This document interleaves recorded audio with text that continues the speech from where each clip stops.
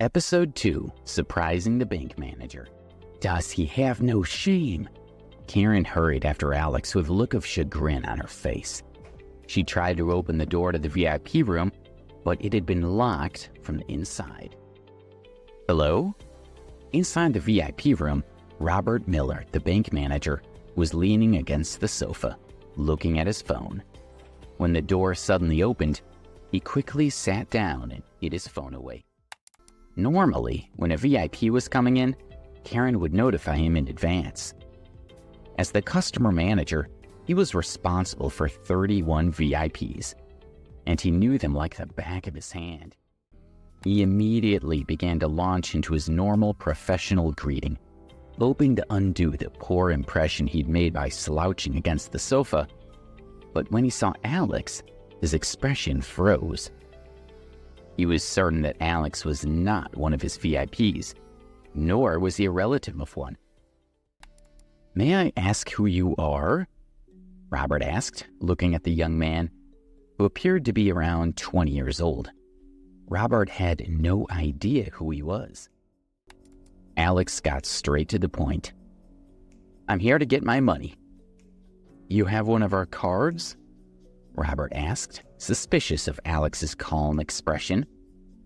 "No," Alex admitted frankly.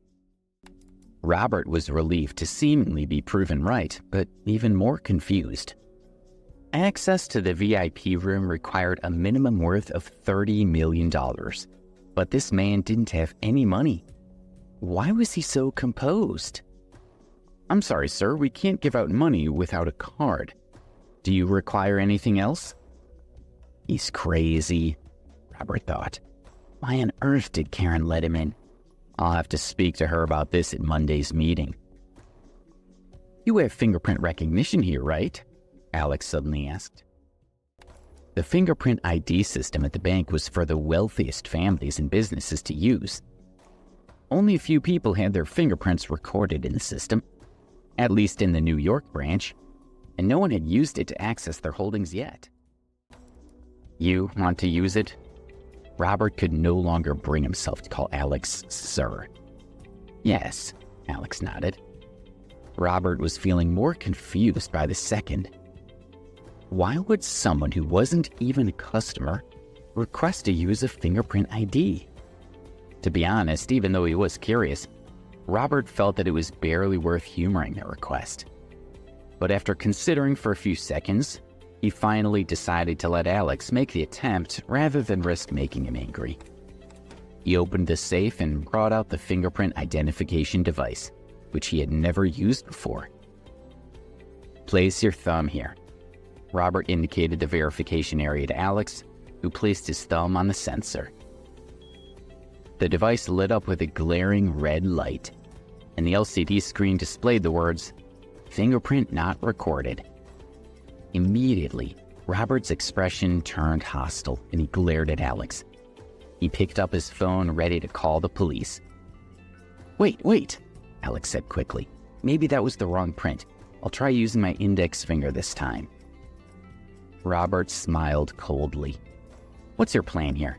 Your thumb doesn't work, so you'll try your index finger? Then if your index finger doesn't work, you'll try your middle finger. When you run out of fingers, will you try using your toes?" But Alex had already pressed his index finger on the verification area.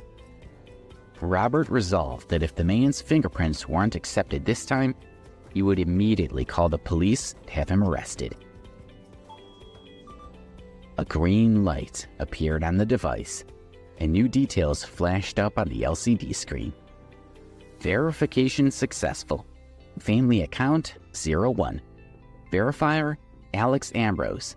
Account 01104.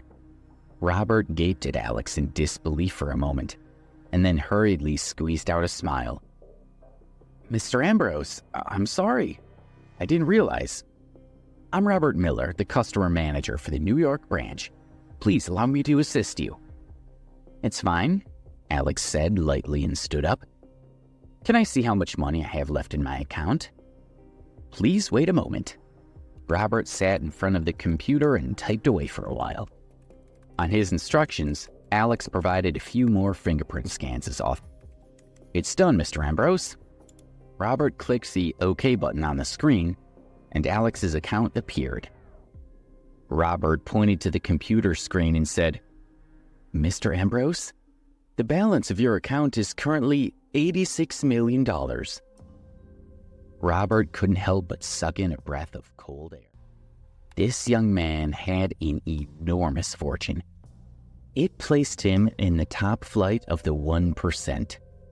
Most people would never be able to even dream of that much money. Alex felt strange as he stared at the numbers on the screen.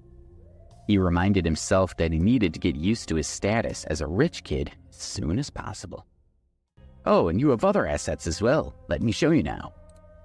Robert clicked through to check several pages in a row. Finally, he clicked the OK button again. The computer brought up a 4x4 grid of display screens. "This surveillance screen displays all the physical assets that you hold elsewhere," Robert explained. He clicked on the upper left corner of the screen and brought up the feed from the bank's branch at The Hague, which revealed a sports car. In the lower right corner, it said, "Ferrari Pagani Hura." Robert opened up other screens for Alex, one after another. The Hawaii branch displayed a Dominica blue pearl bracelet and 4 stacks of gold bars. The feed from the French branch in Nietzsche revealed 3 original Picasso paintings and 2 Rodin statues. And the Cape Town branch had 15 10-carat diamonds, 10 pieces of ivory, and another couple of stacks of gold bars. The bank's assistant manager, Karen Young, had noticed the incident and hurried over. Robert's eyes almost popped out as he looked at Alex's assets. He had never seen anyone so rich. Maybe not even 1/10 as rich. "All right, I'd like a card," Alex said before Robert could collect his thoughts. "Yes, I'll see to it right away. Please wait a moment." Robert immediately started to make the necessary arrangements. Within 10 minutes, a black card was produced. Robert looked at the black card and thought about Alex's assets. This card wasn't good enough for Alex's status, but it was the highest grade of card they were authorized to issue at the New York branch. Robert presented and handed the card over. "Mr. Ambrose, your card." "Thank you." Alex took the card, stood up, and went to walk out of the room. "Mr. Ambrose, please wait." Robert didn't dare to appear to be neglecting such an important customer.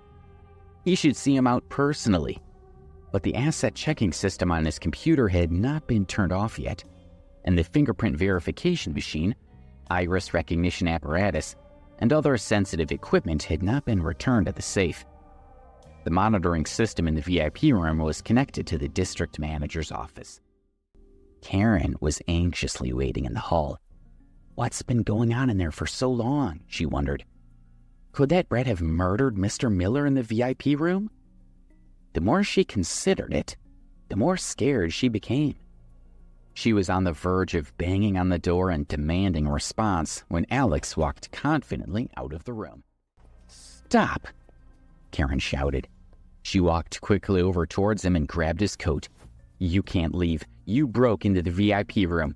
Once we confirm that nothing's missing, I will call the police and have them hold you for questioning." "What are you talking about?" Alex asked. "Let go." Karen grappled with him for a while, but she couldn't manage to search his pockets. What's wrong with this woman? Alex thought. He wasn't even arguing with her, but she was manhandling him. What is this? Karen spotted the black card that was peeking out of Alex's pocket. She quickly pulled it out and looked at him triumphantly, as if she had found evidence of his guilt. "Oh, you stole a card. This is a crime and I have to call the police."